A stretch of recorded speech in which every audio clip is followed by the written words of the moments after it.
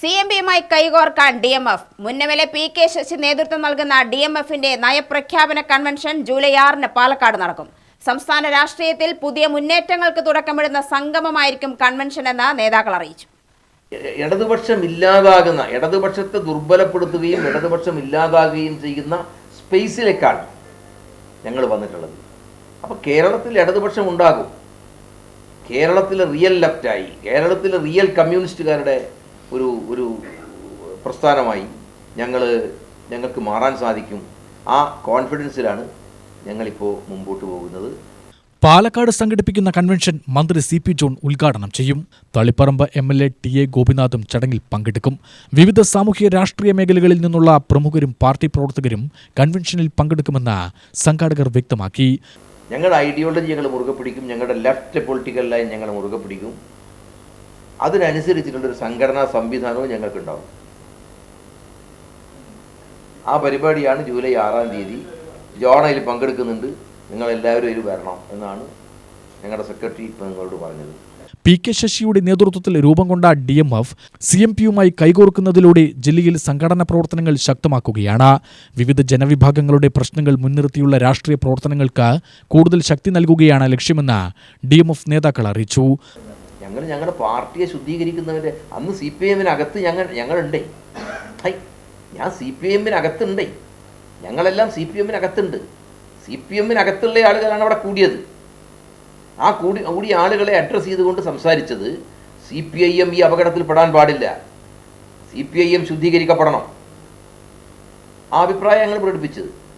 ആ അഭിപ്രായം ഞങ്ങൾ സംസ്ഥാന നേതൃത്വത്തെ അറിയിച്ചു. ആ അറിയിപ്പ് കൊണ്ടും കത്തുകൾ കൊണ്ടും പരാതികൾ കൊണ്ടൊന്നും ഒരു കാര്യം നടക്കില്ല എന്നുള്ളത് ഞങ്ങൾക്ക് ബോധ്യപ്പെട്ടു. നിലവിലെ രാഷ്ട്രീയ സാഹചര്യത്തിൽ ബദൽ ചിന്തകൾ ഉയർത്തിക്കൊണ്ടുവരാനാണ് നയപ്രഖ്യാപന കൺവെൻഷൻ ലക്ഷ്യമിടുന്നതെന്നും നേതാക്കൾ അഭിപ്രായപ്പെട്ടു. ഇപ്പോൾ CPM-ൽ അസംതൃപ്തരായിട്ടുള്ള നിരവധി ആളുകളാണ് ഈ ജില്ലയിൽ ഞങ്ങൾക്കൊപ്പം അണിചേർന്നിട്ടുള്ളത്. ഈ കഴിഞ്ഞ 2 തെരഞ്ഞെടുപ്പുകൾ അതിന് ഉദാഹരണങ്ങളാണ്. ഇപ്പോൾ പഞ്ചായത്ത് തെരഞ്ഞെടുപ്പും അതിനുശേഷം നടന്നിട്ടുള്ള 2026 അസംബ്ലി തെരഞ്ഞെടുപ്പ്. 2026 അസംബ്ലി തെരഞ്ഞെടുപ്പിൽ നിങ്ങൾ പരിശോധിച്ച് നോക്കുമ്പോൾ അറിയാം, 1 ലക്ഷത്തോളം വരുന്ന വോട്ടുകളാണ് ഈ വിവിധ മണ്ഡലങ്ങളിൽ പാലക്കാട് ജില്ലയിൽ 2021 തെരഞ്ഞെടുപ്പിനെ അപേക്ഷിച്ച് LDF-ന് കുറവായിട്ടുള്ളത്. അത് മുഴുവൻ ഞങ്ങളുടെ വോട്ടാണ് എന്നുള്ള അവകാശം ഞങ്ങൾക്കില്ല. പക്ഷേ ഈ 1 ലക്ഷത്തിൽ പരം വോട്ടുകൾ LDF-ന് നഷ്ടപ്പെടുമ്പോൾ അതിലൊരു പ്രധാന പങ്ക് വഹിക്കുന്നതിന് ഞങ്ങൾക്ക് സാധിച്ചിട്ടുണ്ട്. DMF-ന്റെ പ്രവർത്തകർക്കും വോട്ടർമാർക്കും ഞങ്ങൾ ഉയർത്തിയിട്ടുള്ള എല്ലാ വിഷയങ്ങളും അക്ഷരം പ്രതി അംഗീകരിക്കുന്ന വലിയ വിഭാഗം ജനങ്ങൾ ഞങ്ങൾക്കൊപ്പമുണ്ട് എന്ന വിശ്വാസം ഞങ്ങൾക്കുണ്ട്.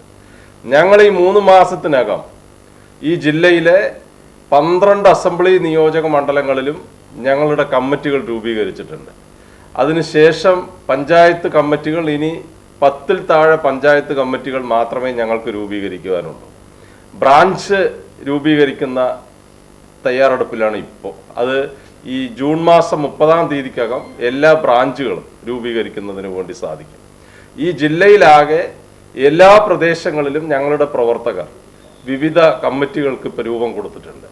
അപ്പോൾ അതിൻ്റെ കുറച്ചുകൂടി വിപുലീകൃതമായിട്ടുള്ള ഒരു പരിപാടി എന്ന നിലയിൽ സംസ്ഥാന അടിസ്ഥാനത്തിൽ ഇത് വ്യാപിപ്പിക്കുന്നതിനും ഞങ്ങളുടെ ഒരു പ്രഖ്യാപിത നയം അതിൻ്റെ ഒരു കൺവെൻഷനാക്കി, നയപ്രഖ്യാപന കൺവെൻഷനാക്കി മാറ്റുന്നതിനുമാണ് ഇപ്പോൾ തീരുമാനിച്ചിട്ടുള്ളത്.